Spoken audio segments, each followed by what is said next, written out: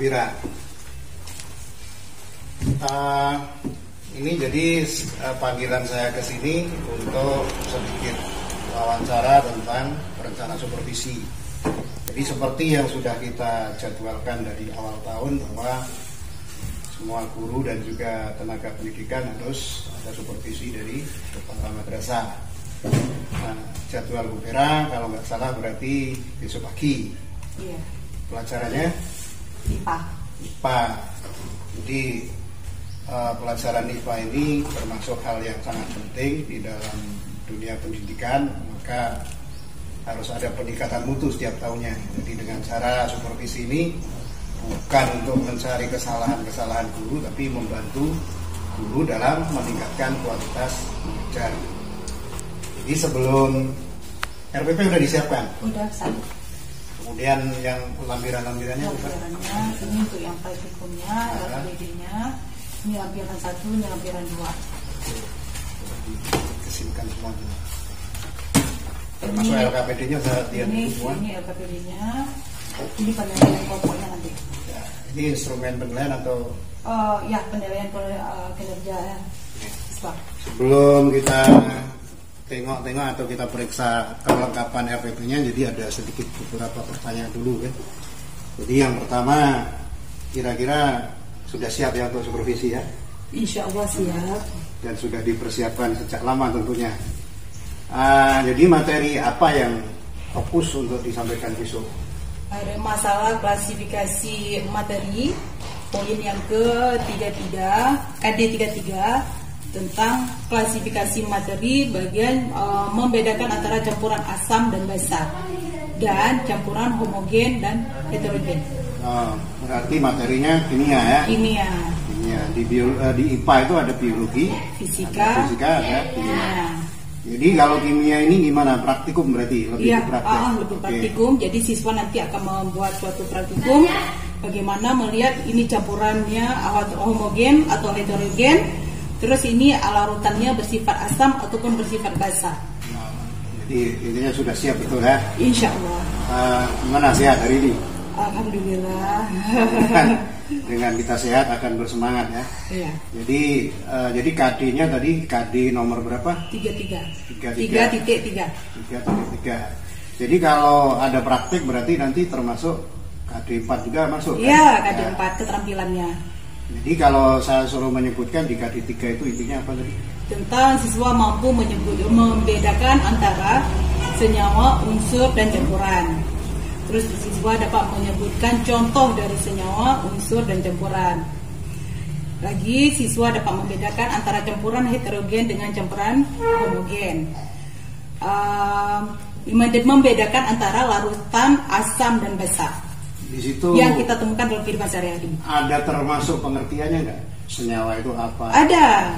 Makanya di situ perbedaan. Ya. Berarti pertama kan apa yang ditanyakan apa ya, itu senyawa, apa itu yang dimaksud yang disebutkan larutan dan seterusnya. Oke. Jadi Ibu menyampaikan materi itu nanti hasil akhirnya diharapkan siswa bisa apa? Siswa mampu membedakan mana yang termasuk ke dalam unsur, mana senyawa, mana campuran yang akan mereka dapatkan, yang mereka temukan dalam kehidupan mereka sehari-hari. Jadi istilahnya lebih ke dunianya mereka, istilah di sekeliling mereka. Bagaimana cara Ibu nanti menjelaskan ke anak biar anak itu tahu senyawa itu apa? Saya hari ini ada membuat slide PowerPoint dan juga nanti saya akan menyampaikan informasi dalam bentuk video. Bagus video ya. Jadi setelah saya tanya masalah materinya seperti itu, kira-kira strategi yang paling cocok untuk mengajarkan ini bagaimana? Yang pertama, seperti yang saya bilang, harus ada slide PowerPoint, ada video, dan ada praktek. Jadi mereka langsung melihat, langsung berbuat, dan mereka langsung melihat hasil dari kerja mereka. Jadi metodenya apa yang dipakai? Metode eksperimen, tanya jawab, diskusi ada? Ada diskusi. Ya. Untuk mencapai tujuan yang maksimal dari materi ini, jadi medianya yang disebutkan tadi. Selain itu ada lagi nggak media apa yang penting di situ? Oh, ada alat dan bahan untuk mereka melakukan praktikum. Nah ini kenapa saya bentuk seperti ini? Nanti saya mau buat suatu kejutan buat siswa. Nah di sini ada larutan asam cuka. Ini ada minyak makan. Ini ada jeruk nipis. Nah, ini ada gula, garam, dan soda kue. Ini deterjen. Sudah lengkap sekali ya. Ya, ini untuk medianya. Kita memanfaatkan media untuk praktikum dengan menggunakan barang-barang bekas. Jadi kita istilahnya APM, alat peraga murah. Kreatif, cukup kreatif. Semoga siswa juga sesemangat saya hari ini. Kemudian masih ada sedikit lagi tentang Ibu tahu kan karakter AB21 tahu? Insya Allah, walaupun nggak jelas sekali, adalah bayang-bayang. Ada 4C diantaranya kan. Jadi bagaimana cara penerapan 4C itu dalam pengajaran ini? Dikolaborasikan di mana? Dia kan ada kolaborasi, ada komunikasi, kolaborasi, inovasi, dan nggak ada I. Communication, collaboration, creativity. Oh ya. Satu lagi apa? Komunikasi apa? Critical thinking. Oh iya. Ya, jadi itu akan diterapkan di mana kira-kira akan diamatinya? Pada saat mereka melakukan praktikum dan pada saat proses pembelajaran. Jadi nanti proses pas menemukan sesuatu, proses memikirkan ke sesuatu, di situ ada critical thinking. Sedangkan collaboration ada pada kerjasama kelompok, ya kan? Communication juga terjadi. Creativity itu membutuhkan kreativitas. Yeah. Jadi nanti karakter AB21-nya memang harus masuk. Insyaallah. Kemudian ada nggak rencana Ibu penilaian secara autentik? Yang penilaian langsung ketika ada sesuatu yang menonjol ada nilainya. Rencana ada Ustaz. Jadi nanti saya juga ada buat form. Di situ saya melihat bagaimana siswa pada saat mereka melakukan praktikum, apakah sesuai dengan prosedur. Terus ada komunikasi. Terus bagaimana mereka dalam menyusun laporan atau hasil pengamatan. Jadi coba diulang lagi secara umum cara penilaian di proses pembelajaran ini bagaimana cara penilaiannya? Ada penilaian yang mungkin ada berapa macam penilaian yang Ibu lakukan? Yang pertama ada penilaian kinerja melalui praktikum ini, dan penilaian secara tulisan tapi dalam bentuk soal. Tapi soal itu akan saya jadikan sebuah PR karena pada jam pelajaran ini kita membuat praktikum, jadi jumlah waktu yang kita butuhkan sangat banyak sehingga tidak memungkinkan siswa untuk melakukan ujian tulisnya atau tes tulisnya di sekolah. Jadi sudah ada juga format untuk ini ya, penilaian sikap ya, sikap religius dan sosial. Oke, kalau nanti ternyata dari kelompok ini kan namanya penilaian harus satu persatu punya nilai. Iya. Saya sudah buatkan kelompok karena ini kan tim, jadi saya sudah buat ini penilaian kinerja untuk kelompok A1 dan kelompok 2 karena siswa akan saya bagi jadi 2 kelompok. Seandainya ada satu kelompok atau satu siswa yang tidak tercapai penilaiannya atau mungkin menurut siswa ini terlalu mudah sehingga dia pandai, apa yang akan Ibu lakukan? Maksudnya masalah remedial dengan pengayaan, apa rencananya? Kalau mereka nanti ternyata praktikumnya gagal atau mungkin tidak sesuai, saya akan mengulang kaji mungkin dengan cara saya membuat video untuk lebih memantapkan siswa untuk memahami materi ini. Tapi itu kesempatan lain kan? Iya. Bagi yang sudah paham, sudah bagus, rencananya apa pengayaannya? Masalah materi yang akan datang tentang poli dan suspensi. Bisa juga nanti kasih PR untuk melakukan praktikum ulang di rumah, disuruh melaporkan hasilnya ya. Oke, mantap sekali, bagus. Jadi sekarang saya lihat dulu RPP-nya ini.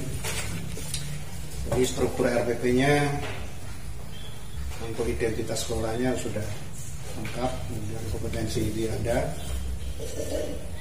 KD itu dia harus mengambil dari KI, kemudian indikator harus dari KD.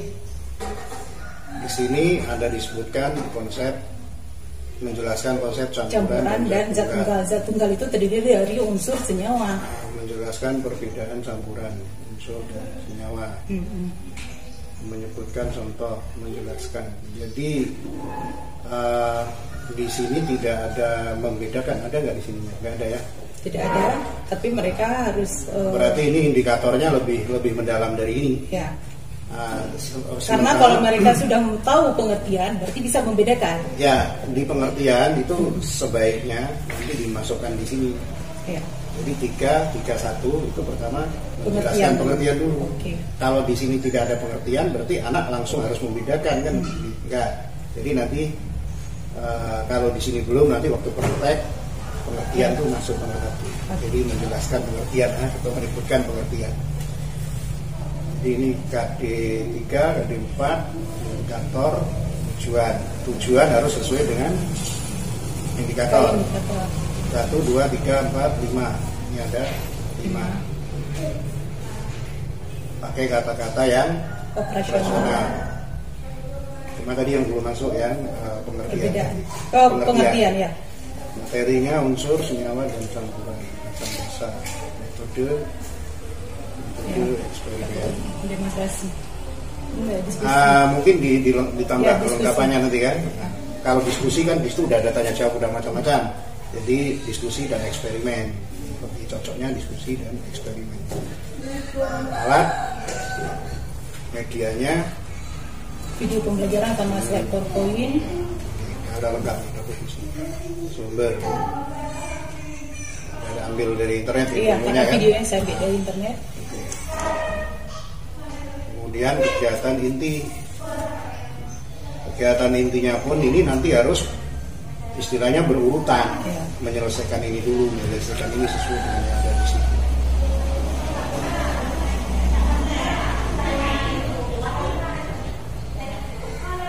Jadi rencana saya nanti begitu ini saya akan tampilkan slide video, terus slide di situ tanya jawab.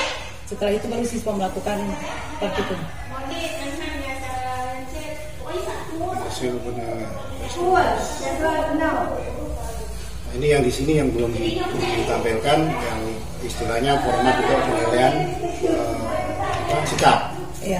Penilaian sikap ini. Nah, nanti penilaian sikap dulu, baru yang ini. Jadi dibuat formatnya seperti ini. Kemudian yang belum masuk lagi masalah pengayaan dan remedial, itu ditaruh di bawah sini. Ini kan belum masuk kan?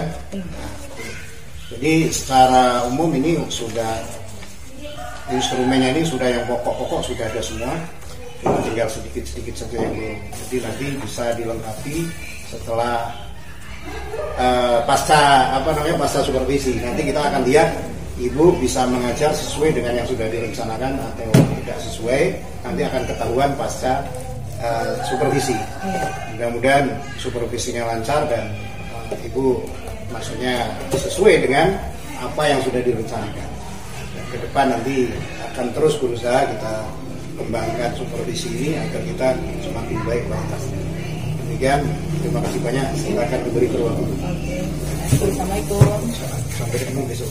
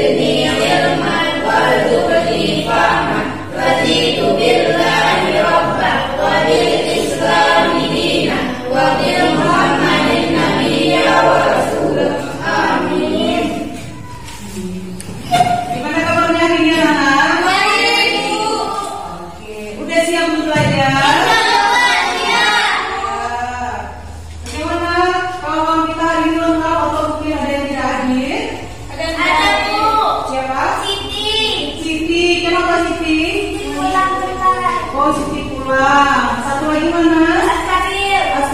Askaril mana? Izin, Bu.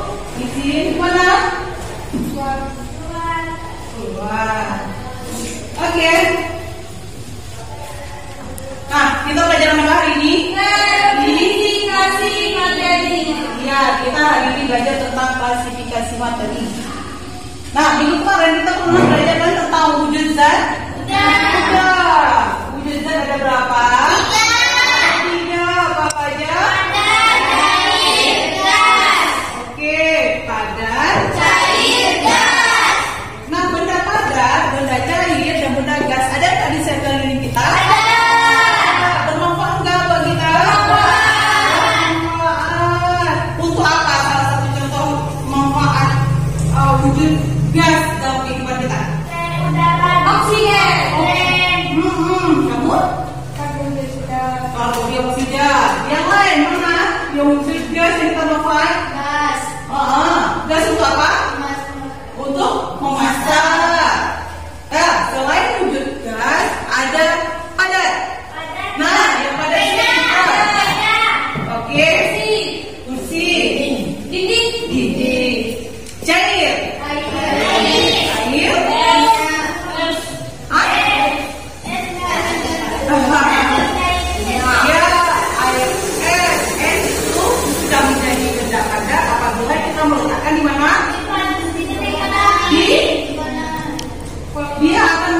Air akan menjadi padat apabila kita meletakkan di mana? Di kulkas. Di mananya di kulkas? Freezer. Nah, kalau es kita letakkan di luar, apa yang terjadi? Cair. Nah, jadi untuk hari ini, kita akan mempelajari tentang klasifikasi materi. Nah, kita akan belajar tentang KD 3 menjelaskan konsep campuran dan zat tunggal, yaitu unsur dan senyawa, sifat fisika dan kimia, perubahan fisika dan kimia dalam kehidupan sehari-hari. Nah,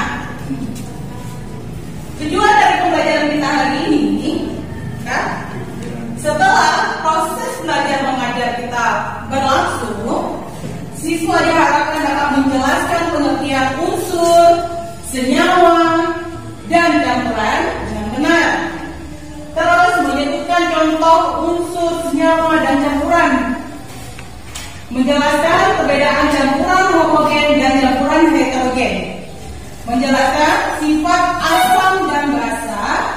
Dan yang terakhir adalah menyebutkan contoh larutan asam dan basa.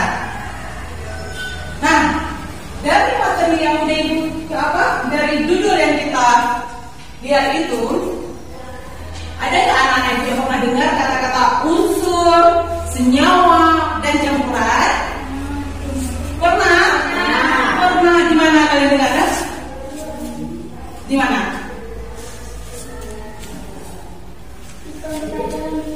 Di pembelajaran biologi. Oke. Nah, kalau tabel seperti ini namanya apa yang bilang? Peta konsep. Nah, jadi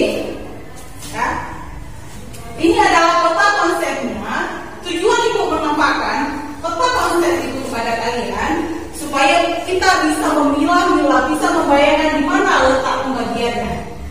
Jadi pada saat kita membahas nanti apa itu zat tunggal, apa itu unsur, apa itu senyawa, sudah terpola seperti itu dalam pikiran kita. Nah, jadi untuk lebih bersemangatnya kita belajar, ya, kita nonton dulu. Setuju?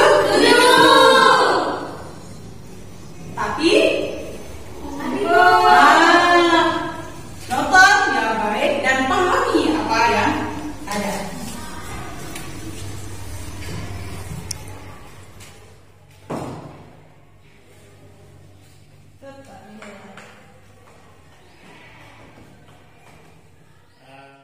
Yang satu dengan yang lainnya.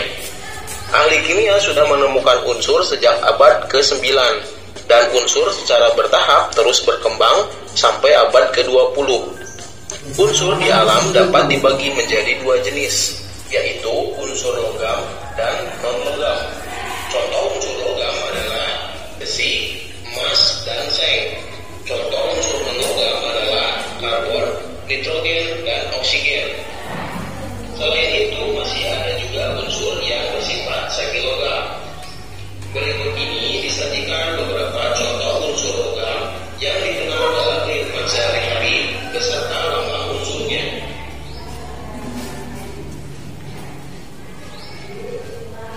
Berikut ini disajikan beberapa contoh unsur non-logam yang dikenal dalam kehidupan sehari-hari beserta lambang unsurnya.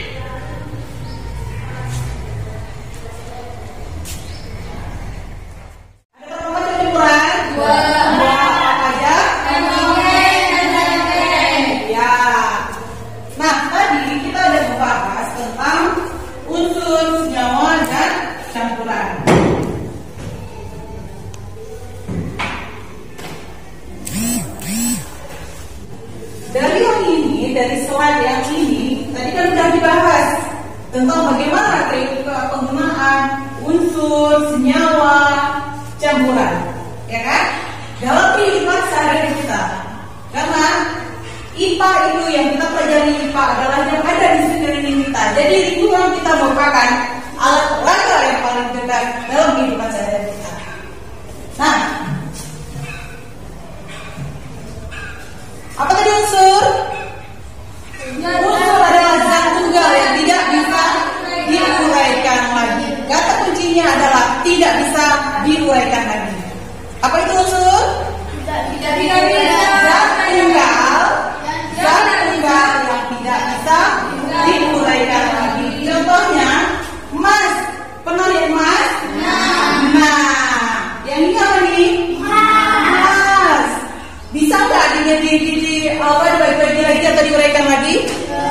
Nah, emas ini kalaupun kita potong kecil-kecil dia tetap emas, ya, karena dia tidak bisa diuraikan lagi.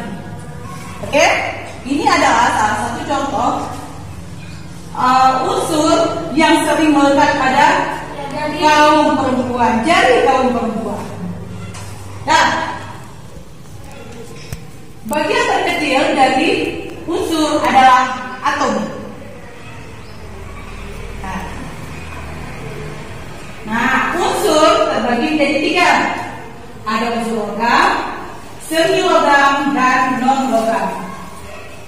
Nah, ini tabel ini pernah lihat ya? Anak-anak pernah lihat nggak tabel seperti ini? Belum. Ini adalah tabel periodik. Jadi di sini semua ada di sini adalah unsur, senyawa, semua ada di situ. Ibu, untuk apa mereka memberi warna yang berbeda-beda? Pewarnaan yang berbeda-beda itu untuk memudahkan, mengelompokkan, mengklasifikasikan.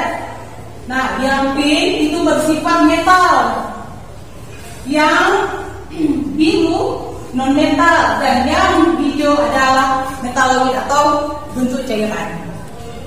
Nah, nanti kalau udah besar, kalau bukan besar ya, kalian di SMA, di SMA jenjang lebih tinggi, kemungkinan kalian akan menghafal, semua menghafal.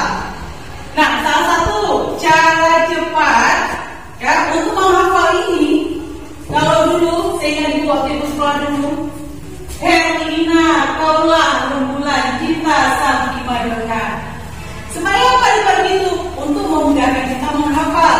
Tetapi ya, karena anak-anak itu masih di tingkat dasar, kita belum perlu menghafal semua unsur-unsur yang di situ.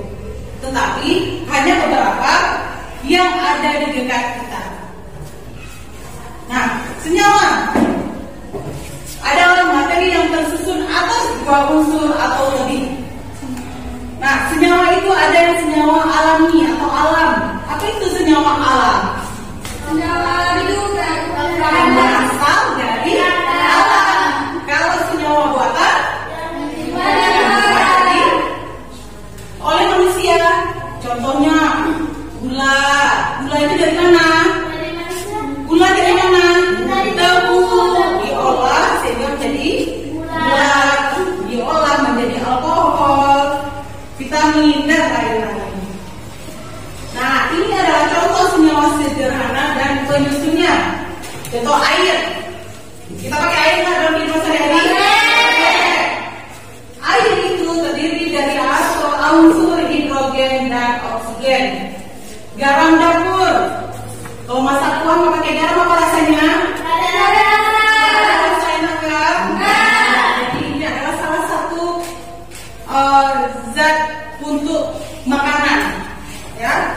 digunakan oleh manusia pada saat membuat masakan, memasak.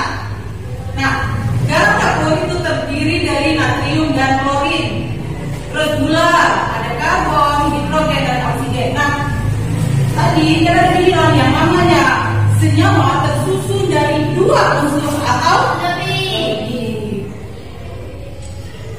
Nah, campuran terdiri dari dua atau lebih unsur dan senyawa. Nah, coba perhatikan ini. Nah, di mana sih perbedaan antara campuran dengan senyawa? Kalau persamaannya sama-sama terdiri dari dua unsur atau lebih. Nah, atau lebih. Perbedaannya di mana? Kalau senyawa merupakan hasil dari reaksi kimia, sedangkan campuran bukan dari hasil reaksi kimia. Nah, untuk campuran ada dua, ada campuran homogen dan campuran heterogen. Apa itu campuran homogen? Campuran yang komposisi zatnya menyatu, alias menyatu. Kita tidak bisa membedakan yang mana pelarut dan zat terlarut. Yang biasa digunakan untuk pelarut apa, Nak? Pelarut air. Ada yang namanya zat pelarut dan zat terlarut. Zat pelarut itu air. Zat terlarut itu gula, garam dan banyak kopi. Nah, jadi hari ini kita akan melakukan beberapa buah uji coba untuk bisa kita melihat ini termasuk ke dalam campuran homogen atau campuran heterogen. Nah, Ibu sudah siapkan alat di sana. Ada beberapa gelas plastik dan air. Nah, ini alatnya.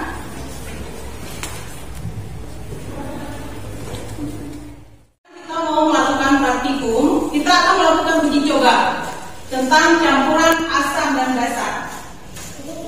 Nah, ini ada Ibu bagikan KPD-nya.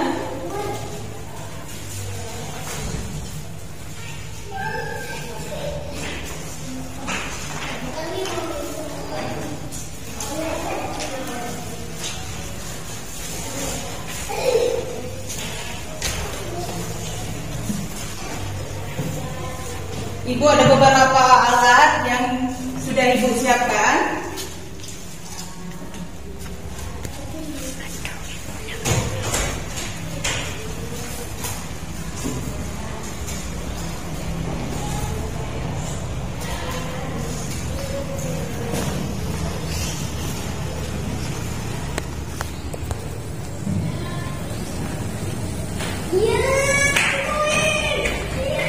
Nanti kalian tulis, kalian beri label. Ini A, ini gelas A, gelas B, gelas C.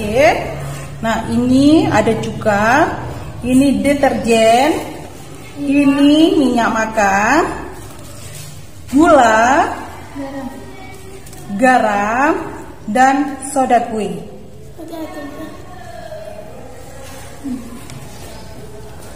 Udah?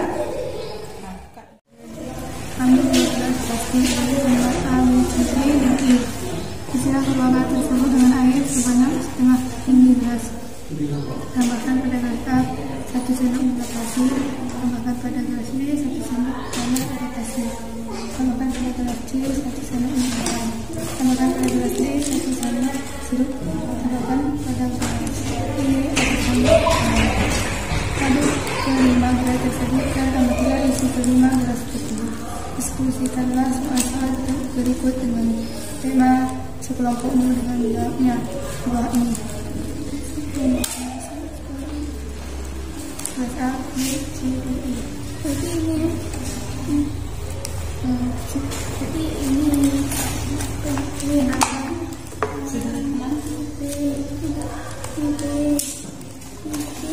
ini soda sama deterjen itu asam basa ya. Buat yang ini. Ini buat kalian. Ini buat kalian.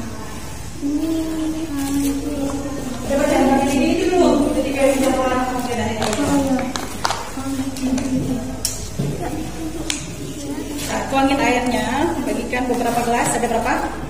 5.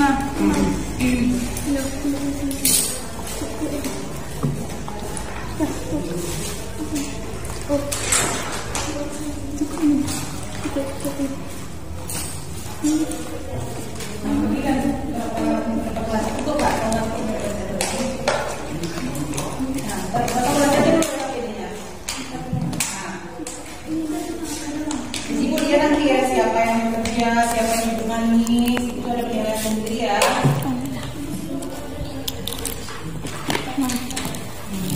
Ingat ada sendok. Ya, ini kan berapa? Biar kabinetnya coba lihat ada berapa gelas. Langsung bisa terdekat kan? Tulis kan? Lalu tulis di kertas satu ini air, soda, airnya. Satu-satu. Gula, garam.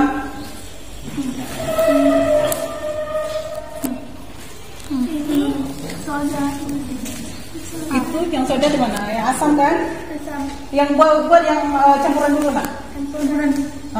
Udah satu tumpuk untuk campuran. Ini air juga. Ini minyak itu. Satu aja buat. Boleh. Minyaknya dituangin begitu aja juga boleh.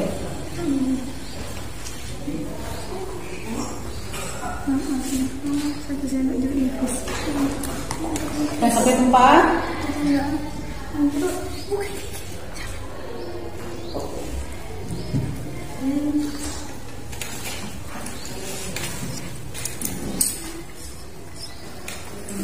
Itu asam basah kan? Yang itu apa? Kita kerjakan dulu yang homogennya. Campuran homogen. Tapi yang yang satu. Nah, buat dulu. Jadi tumpukan, pisahkan. Itu ada dua. Tumpukan yang mana yang akan jadi untuk campuran homogen dan heterogen. Mana yang untuk campuran asam dan basah. Dikelompokkan dulu seperti itu.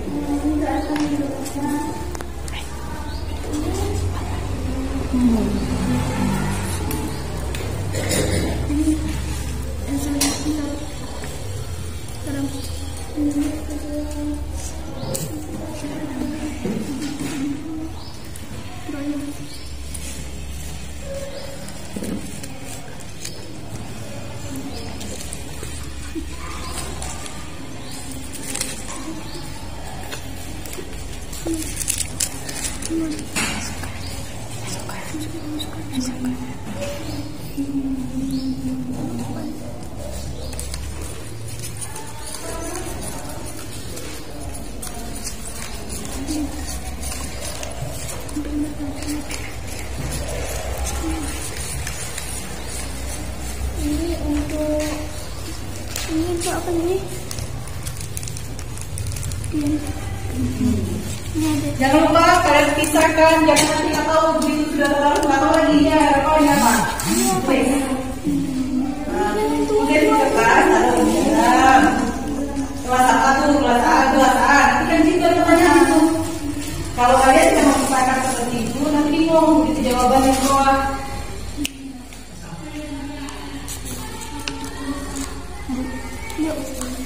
Apa yang terjadi?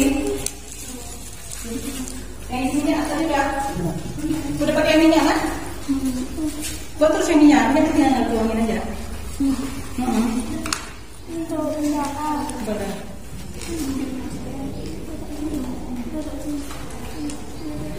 Di sini sampingnya tuang.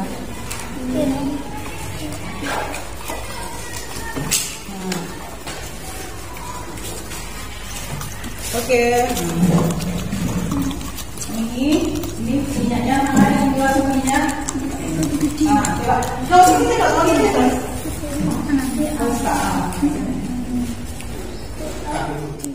Ini untuk identifikasi campuran homogen dan heterogen. Nah, ini gelasnya. Terus nanti kalian buat yang ini. Isinya jeruk nipis, asam cuka, soda dan deterjen. Ini campuran. Iya, jadi maksud ibu ini yang untuk asam dan basah, ini untuk campuran homogen dan heterogen. Jadi di sini kalian tulis. Nah, ini adalah campuran air dengan minyak. Tulis air plus minyak. Air. Ini apa? Itu Yang A? Gula sama air. Seperti itu. Jadi kalian tulis. Nanti baru kalian lihat apa yang terjadi dengan gelas A, B, C, dan D.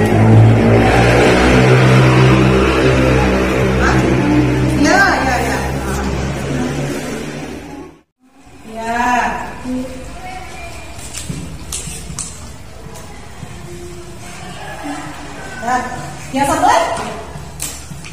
Yang satu lagi mana? Asam jeruknya, yang kedua cukanya.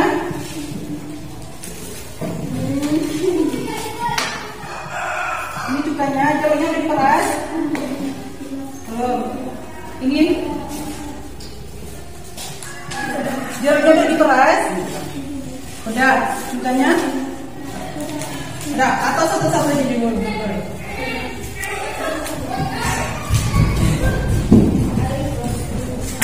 Jangan lupa tulis identitas biar nggak salah. Ya, oke. Gelas A, terus isinya apa? Tadi misalnya gelas A isinya air dengan gula, terus air dengan garam ya. Ini kita lanjutkan ya. Belum, ini airnya apa? Nah, sekarang kita kalian lihat. Terus kita tadi kalian ini jeruk belum? Ini salah. Deterjennya mana? Itu apa tuh? Udah, mana? Belum, taruh di hari juga satu.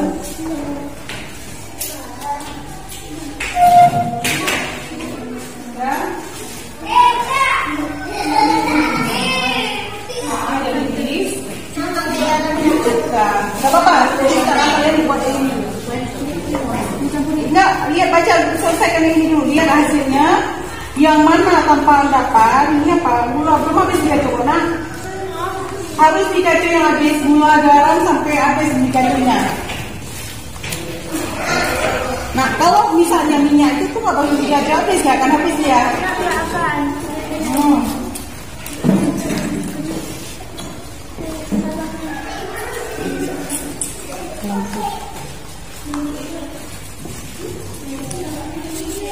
Udah, sekarang coba kalian lihat itu yang identifikasi untuk yang homogen atau heterogen. Di mana kita untuk memudahkan kita untuk melihat campuran itu homogen atau heterogen. Nah, coba sekarang kalian lihat. Ini dengan ini. Coba perhatikan foto ini. Ada nggak? Sama nggak dia telah berurutan yang ini dan ini? Sudah. Di mana bedanya? Kalau ini minyaknya naik ke atas, di bawah. Kalau ini inti cerita ini tercampur sempurna, ini tidak. Berarti ini homogen. Kalau yang ini heterogen. Nah, itu di bawah ada LK-nya. Coba dikerjakan. Ini di bawah yang kesimpulannya. Itu tabelnya diisi. Gelas A isinya apa? Bagaimana masuk homogen atau heterogen? Ya, coba lihat. Nah, sekarang apa yang perhatikan? Gelas A, B, C, dan D. Kalian perhatikan perbandingannya atau perbedaannya antara gelas ini dengan ini. Ini isi apa tadi? Garam. Ini isi? Sama nggak, Diana? Enggak. Gimana yang nggak sama? Ini terlarut atau tercampur semua. Kalau yang ini tidak tercampur. Ya. Isikan di lembar kerja kalian. Nah, isikan di sini. Berarti kalau yang tercampur seperti ini apa? Homogen. Kalau yang ini heterogen. Oke, coba perhatikan yang lain-lain. Air gula, air pasir, air garam. Nah, deterjen sama air jeruk nipis ini untuk asam dan basa.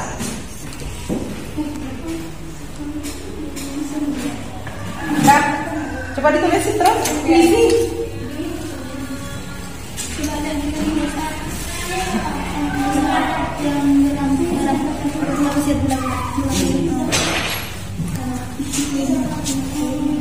Nah, terus yang D-nya coba perhatikan. Ya, tapi dia mana tuh? Homogen, tulis di homogen. Nah, terus kelas D. Ya. Heterogen, dia yang diinginkan tadi terlarut semua kan, bercampur homo sama semua, nggak bulat-bulat. Ini sama atau beda? Beda. Ini berarti ini ya. Nah sekarang coba yang ini.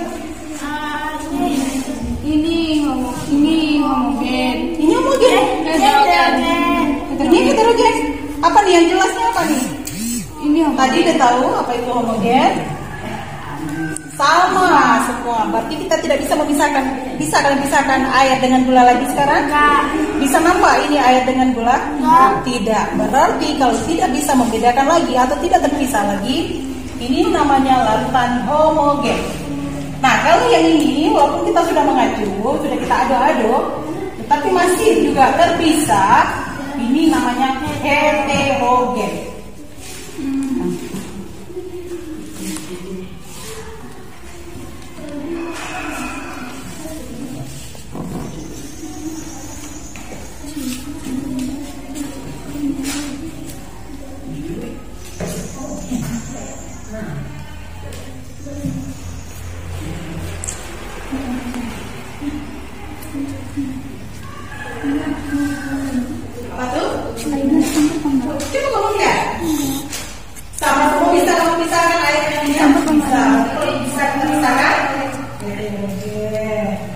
Ingat saja, coba perhatikan ingat ya. Apabila kita melihat, tadi kadang sudah mulai yang namanya ada zat pelarut dan terlarut. Nah, ini adalah air dengan gula. Yang pelarutnya siapa? Air. Terlarutnya siapa? Gula. Nah, sekarang begitu kalian sudah mengaduknya, bisa nggak kalian memisahkan antara air dengan gula? Tidak. Ini cerita kalau homogen itu apa? Tercampur semua, alias tidak bisa kita membedakannya lagi. Mana zat terlarut, mana zat pelarut. Nah, sekarang yang ini. Ini apa? Ini larutan apa? Apa nih? Ini zat pelarutnya apa? Air. Pelarutnya air, terlarutnya minyak. Bisa nggak kalian membedakan yang mana zat pelarut dan zat terlarutnya? Bisa. Kalau masih bisa kalian bedakan zat pelarut dan zat terlarut, ini masuk ke mana? Heterogen. Apa? Heterogen. Nah?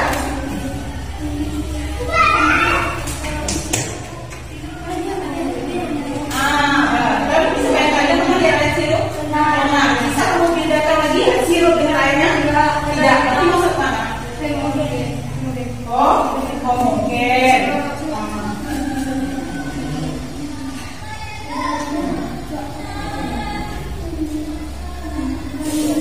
Sudah? Coba lihat videonya, kesimpulannya.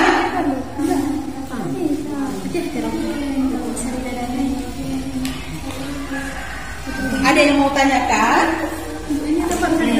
Iya, coba kamu lihat ini bawah ada angka gelasnya.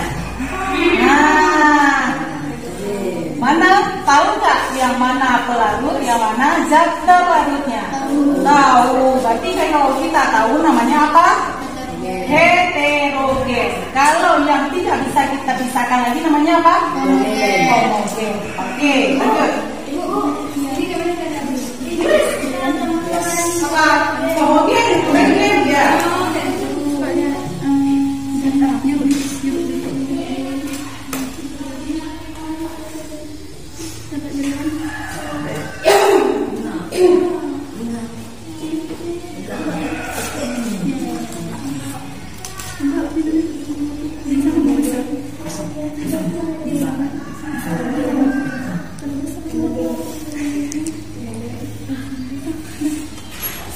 Sudah, sekarang kita akan lakukan asam dan basahnya tadi. Mana? Juga jeruk rasanya sedikit.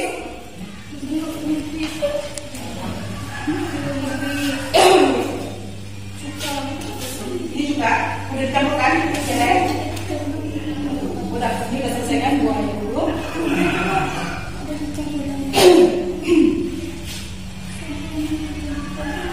Buang dulu. Oh iya,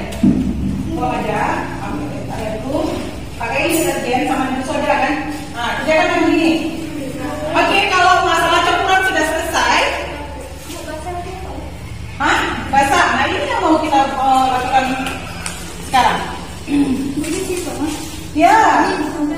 Larutan pada gelas A merupakan campuran apa tadinya? Gelas A. Homogen. Homogen.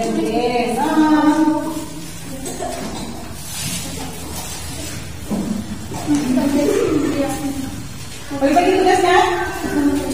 Nih, harus ke depan lagi, jangan tersenggol. Tumpah.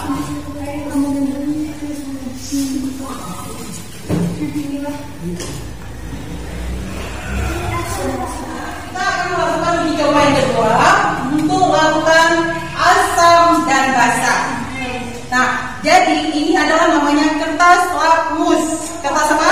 Lakmus. Kertas lakmus. Kertas ini, ya, dia bisa mengidentifikasi larutan yang asam dan basa. Nah, apabila lakmus biru ini kita letakkan ke dalam larutan asam, dia akan berubah warna. Dan lakmus merah ini apabila kita masukkan ke dalam larutan basa juga akan berubah warna. Nah, jadi nanti di situ dengan menggunakan satu lembar kertas lakmus, terus kalian celupkan ke dalam larutan juga, larutan jeruk dan larutan soda sama deterjen. Kalian akan tahu itu larutan itu asam atau basa melalui kertas lakmus. Oke?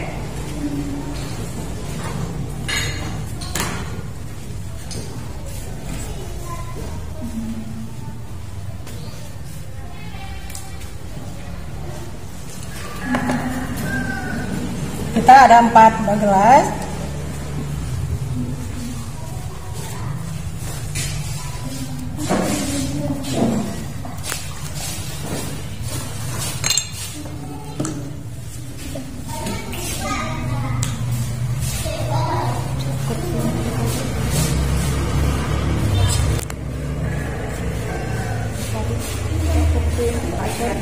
Itu merah, ini biru.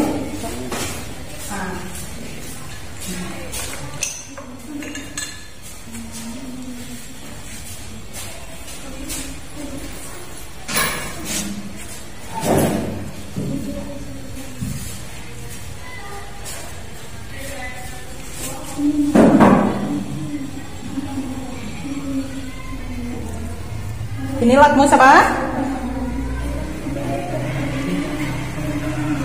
Warnanya apa nih? Biru. Ini lakmus merah.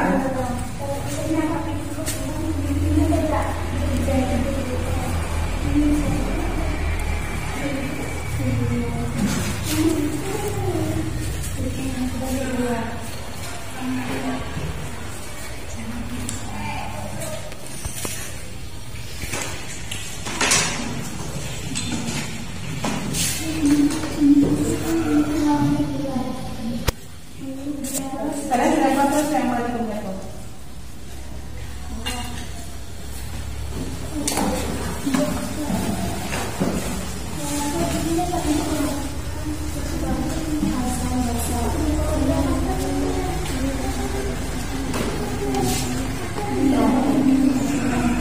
Oke, coba tinggal di sini aja, langsung sama gigi.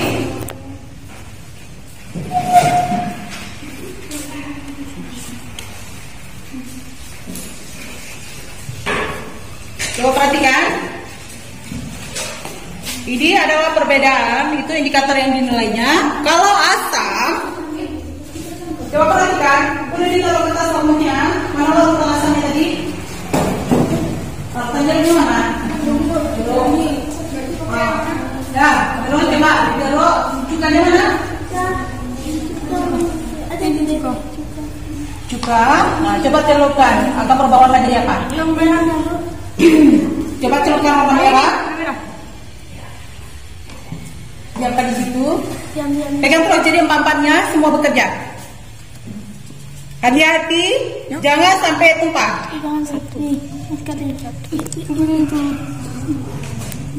Sudah menolak sama-samanya. Terus. Air ini mana? Soda mana? Taruh bagiannya kalau partikel gas Itu yang ini. Nah, sekarang taruh kertas kamu tadi, taruh di situ. Berubah warna kemana dia? Berubah menjadi warna apa? Biru. Berarti dia mengandung basah. Biru berarti basah. Kalau berubah ke warna merah baru dia asam. Berubah warnanya kan? Ya asam. Nah, yang asam mana taruh di depannya. Jadi nanti kalian nggak bingung. Nah.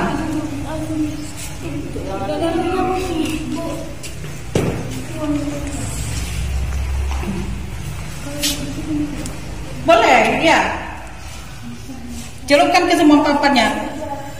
Tumpuk dulu yang mana yang mau kalian buat larutan asam dan basahnya. Taruh di tengah. Nah. Ambil kertasnya. Identitasnya jangan lupa. Sudah.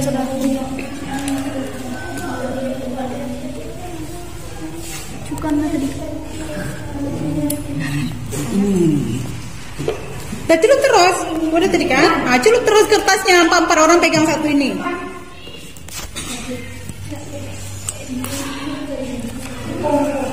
Kelompok A udah selesai? Udah? Tulis di jawabannya di situ. Setelah itu presentasikan ke depan. Asam atau basah? Iya, dia berubah warna. Kalau merah dia mengandung asam. Mungkin ibu asam, Mas. Asam dia berubah jadi merah. Basah biru. Asam biru, asam merah. Basah biru asam merah. Celupkan terus biar cepat. Ini asam kan? Yang juga Biru. itu apa? Sudah. Deterjen. Ini ya. Biru basah. Ini merah, ini biru. Nah, tulis. Nah, ini udah siap nih. Oh, sini tulis. Kertas apa? Nah. Ini kertas apa nih? Iya, kertas apa? Nah, tulis taruh di sini. Jadi tulis sekarang. Nah, ini kita bawa apa? Yang mana ini tadi? Berarti deterjen jadi biru. Biru apa? Basah. Kalau merah? Merah asam. Oke, ini Itu warna apa, Nak? Biru. basah. Asam. Asamnya apa tadi? Basah. Biru. Ini kan biru warnanya. Kalau merah dia ini.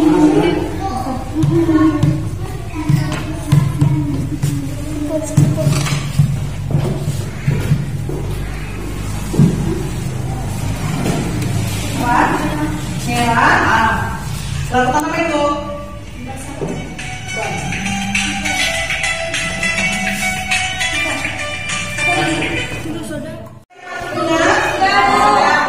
Oke, jadi sekarang coba kelompok A dulu yang mempresentasikan hasil pengamatan kalian atau hasil eksperimen kalian.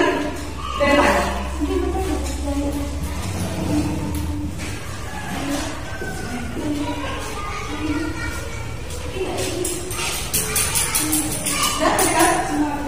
Ya, gelas A yang berisi apa? Hasilnya masuk ke dalam hitungan apa?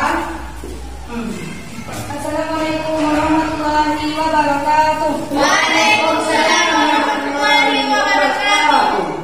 Gelas A sendok gula pasir itu termasuk homogen. Gelas B 1 sendok tanah pasir termasuk heterogen. Gelas C sendok minyak makan termasuk heterogen. Gelas E 1 sendok garam termasuk homogen. Larutan pada gelas A merupakan campuran homogen. Larutan pada gelas B merupakan campuran heterogen. Larutan pada gelas C merupakan campuran heterogen. Larutan pada gelas D merupakan campuran homogen. Larutan pada gelas E merupakan campuran homogen.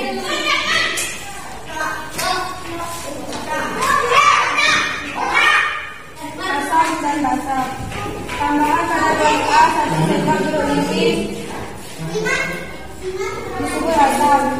Tambahan pada kelas B 1 sendok cuka disebut asam. Tambahan pada gelas C 1 sendok gula termasuk basah. Tambahan pada gelas D 1 sendok deterjen disebut basah. Sudah? Contoh zat yang bersifat asam: jeruk nipis, cuka, asam setik. Contoh zat yang bersifat basah: deterjen, odol, soda. Larutan pada kelas A merupakan larutan asam. Larutan pada kelas B merupakan larutan asam. Larutan pada kelas C merupakan larutan basah. Larutan pada kelas D merupakan larutan basah. Assalamualaikum warahmatullahi wabarakatuh.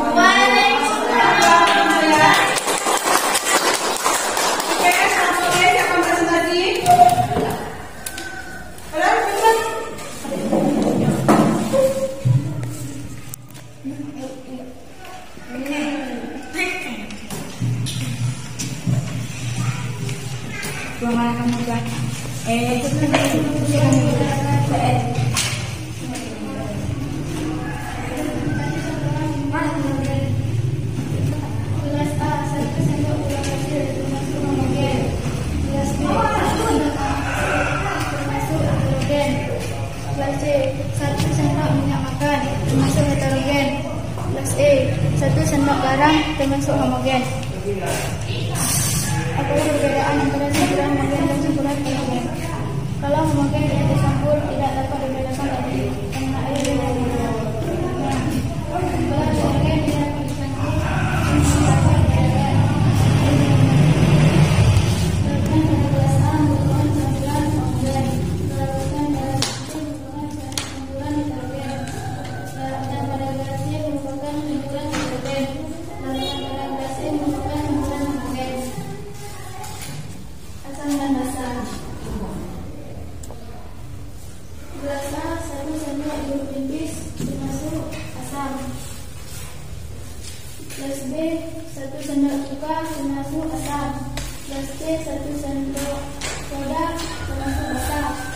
Gelas D 1 sendok deterjen termasuk basah. Contoh asam salah satunya adalah jeruk nipis, cuka, deterjen dan lain-lain.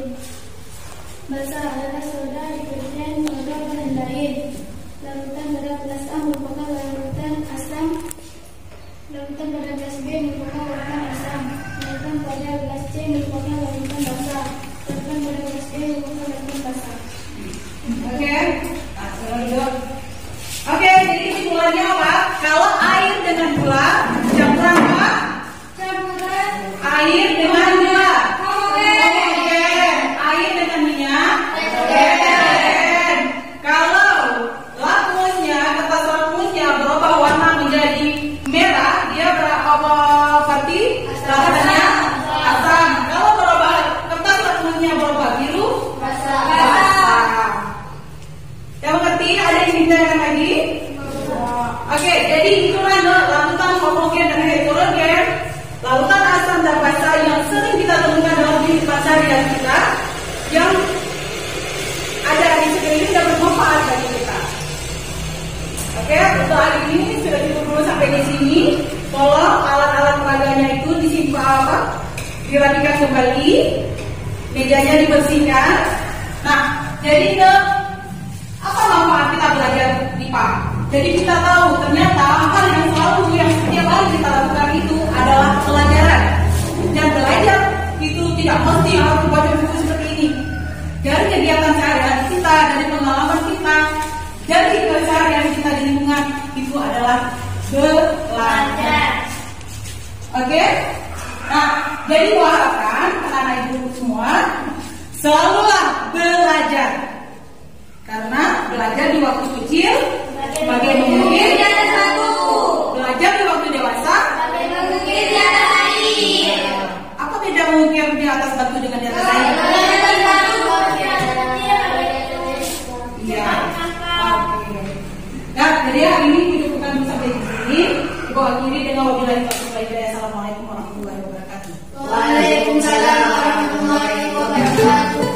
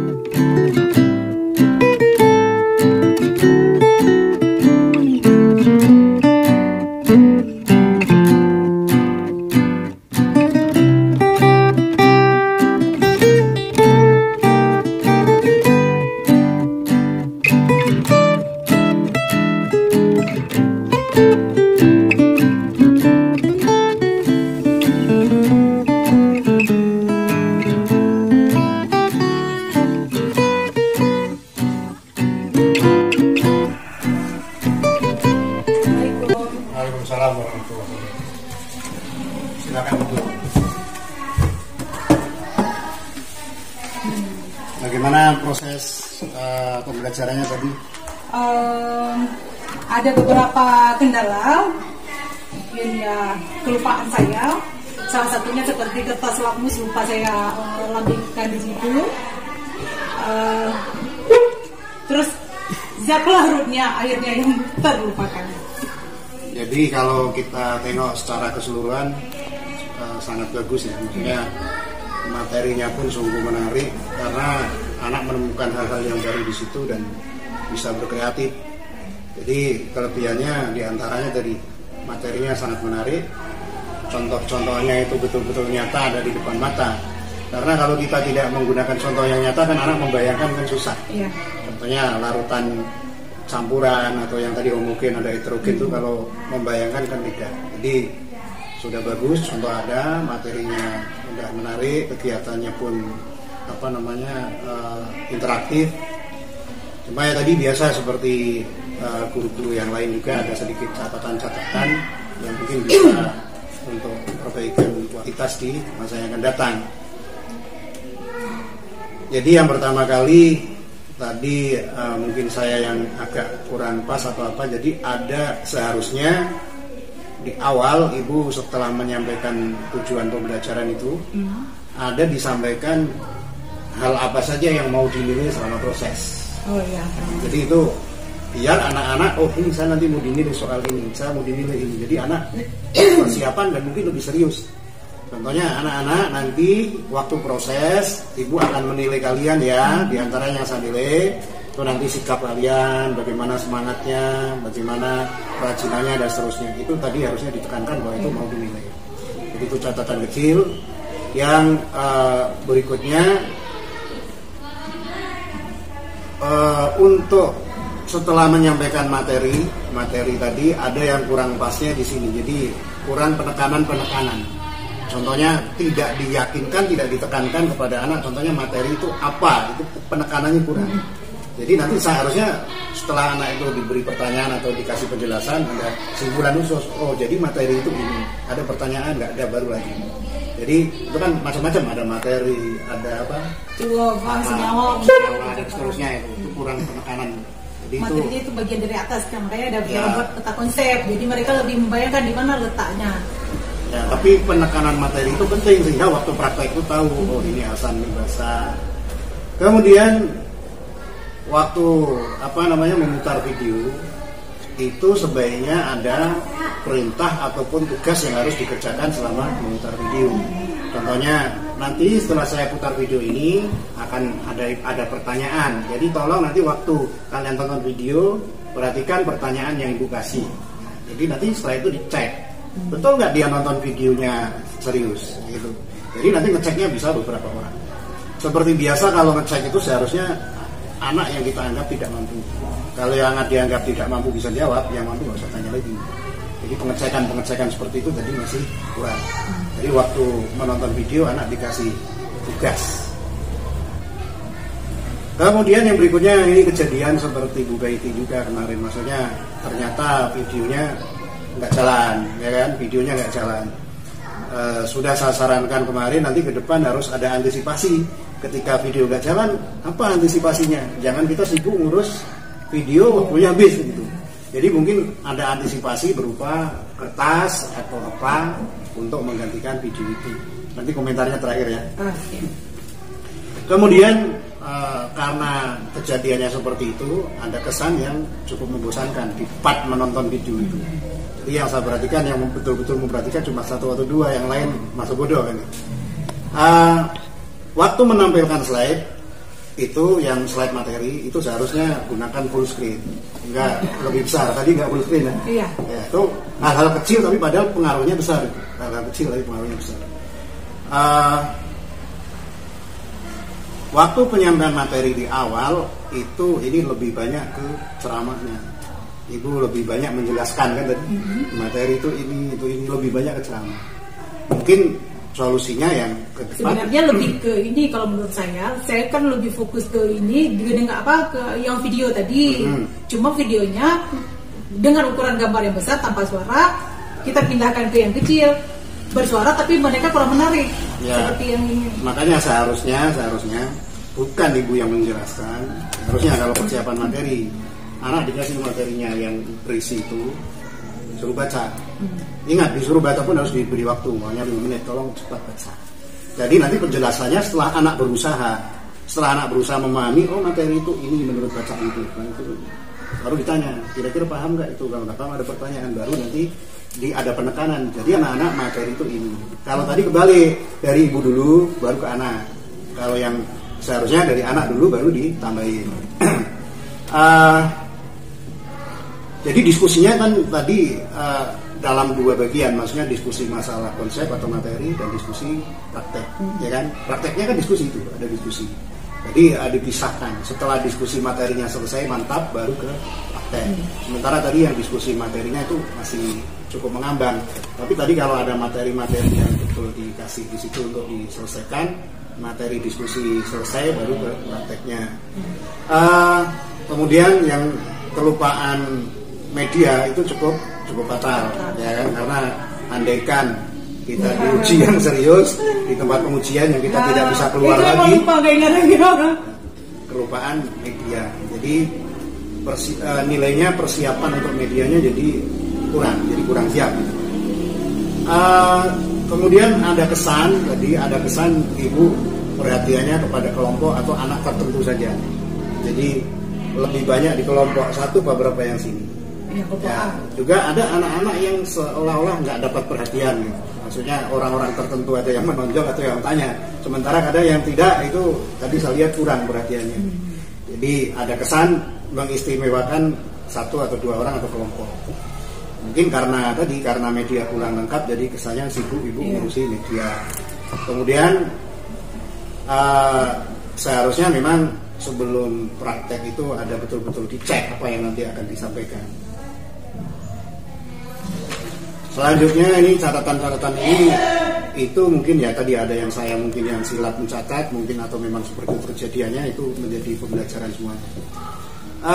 Sebaiknya tadi waktu mengerjakan diskusi ataupun praktek itu instruksinya harus jelas di awal. Jadi tadi saya perhatikan instruksinya itu bertahap. Ada instruksi lagi. Karena mereka nggak membaca, padahal di sini udah lengkap cara kerjanya. Bacalah LKPD. Sudah semua, cuman siswanya nggak baca nih. Nah, inilah yang seharusnya disampaikan secara klasikal oleh ibu. Ada di sini, tapi disampaikan secara klasikal. Nah, nanti kalau ditanya gimana anak-anak sudah paham perintahnya, sudah silakan mulai. Jadi kalau tadi suruh baca sendiri-sendiri, karena ini cuma 1 lembar, itu yang lain tidak baca. Jadi ke depan kalau mau diskusi atau praktek, instruksi di depan yang jelas. Terus anak ada sejumlah anak ininya, jadi dia punya sendiri-sendiri. Instruksi harus klasikal, nggak boleh per kelompok. Hanya kalau per kelompok nanti bisa aja di kelompok sana terselip nggak dijelaskan itu.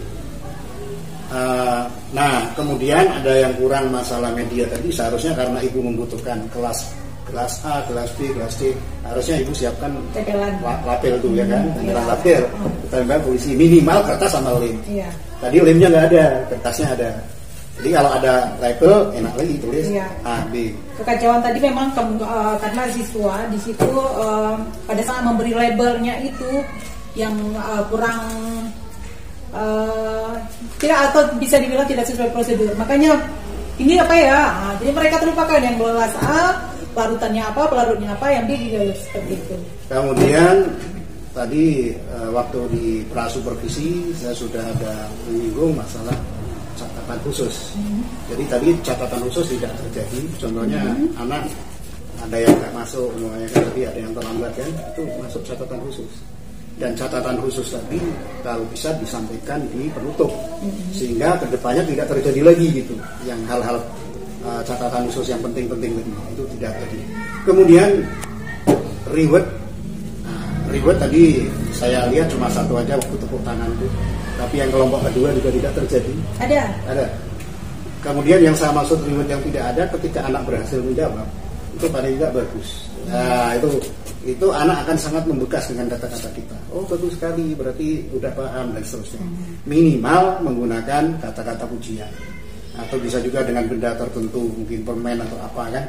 Jadi itu ke depan anak-anak yang berhasil menjawab, yang berani menjawab harus ada rewardnya.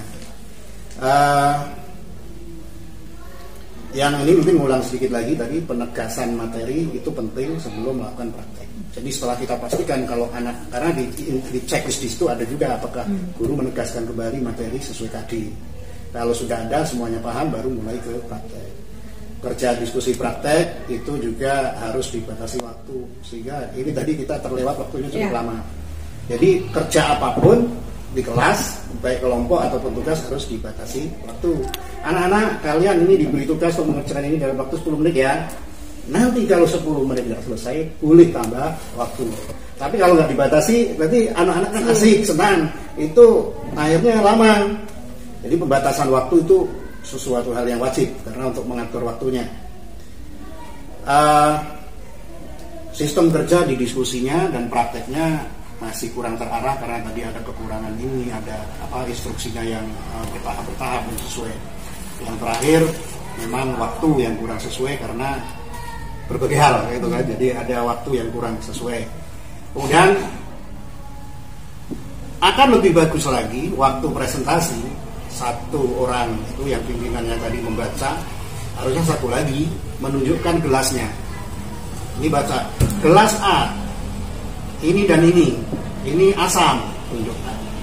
Jadi anak-anak yang lain waktu presentasi itu memperhatikan.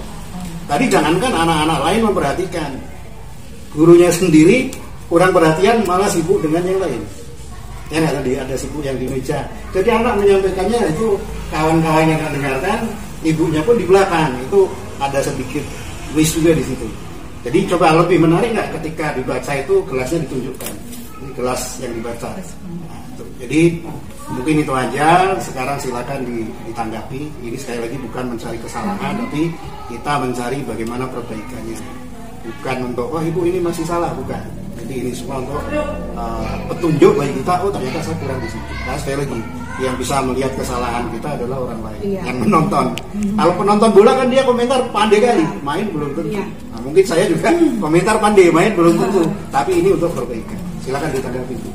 Kalau tanggapan saya memang sesuai dengan yang Ustadz bilang tadi, memang ya ada beberapa hal, dan memang kalau saya merasakan yang Ustadz kritik tadi memang itu adanya. Apalagi di praktikum tadi saya ada beberapa media atau alat peraganya yang ketinggalan. Jadi itu membuat kacau semua, ditambah dengan video yang saya bayangkan seperti ini ternyata gagal di tempat. Jadi itu bisa membuat suasana kacau dan berujung dengan hal yang lain. Satu lagi yang saya belum sampaikan, lupa, masalah remedi dan pengayaan. Tidak tersampaikan juga di akhir. Jadi itulah kondisi yang terjadi. Berarti antara RPP dengan pelaksanaan sebenarnya sudah match, cuma pelaksanaannya karena suatu dan lain hal kurang maksimal. Jadi ke depan itu harus diubah. Tetap semangat menjadi guru kan? Nah, guru itu tidak boleh marah-marah, tidak boleh menyerah. Nah, harus pantang menyerah, harus lebih baik dan lebih baik lagi.